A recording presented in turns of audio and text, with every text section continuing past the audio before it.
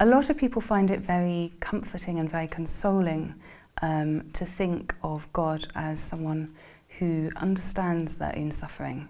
And there might be other reasons for thinking that God suffers as well, and to think that that is a helpful idea.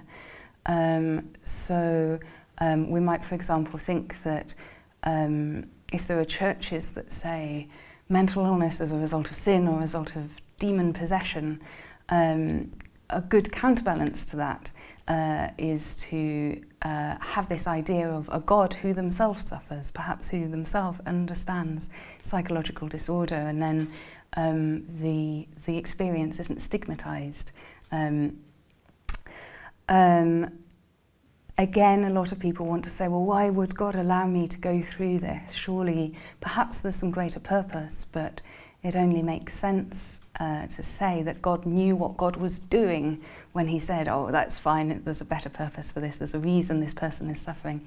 If God knows what suffering is like, God needs to have knowledge of what it's like to suffer to say, well, it will all be worth it in the end. So there are lots of good reasons to think, that a suffering God is helpful, and perhaps helpful to people who experience mental illness.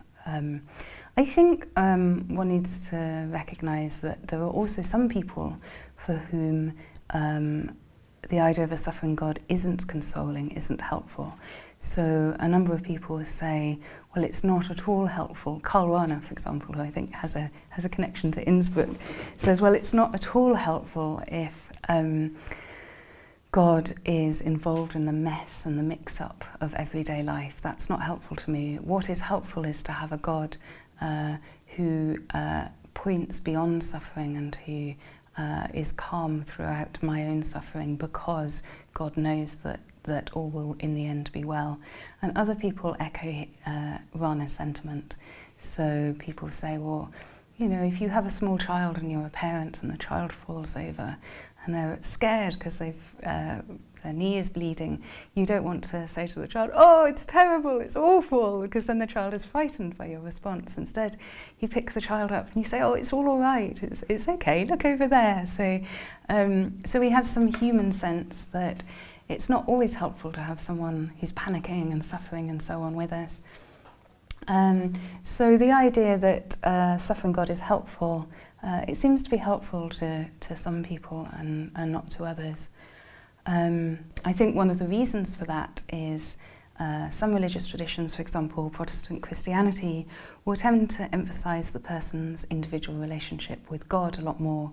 If you like, it's a kind of vertical relationship. The emphasis is all on that vertical relationship.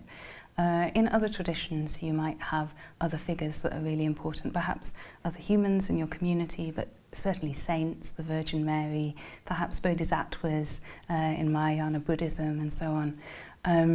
So I think that might account for a little bit why, and they might play the role of this kind of consoler who suffers and who knows what suffering is like. So I think a suffering God can be very helpful, but is more helpful to some people than to others, and that's something that needs to be taken into account.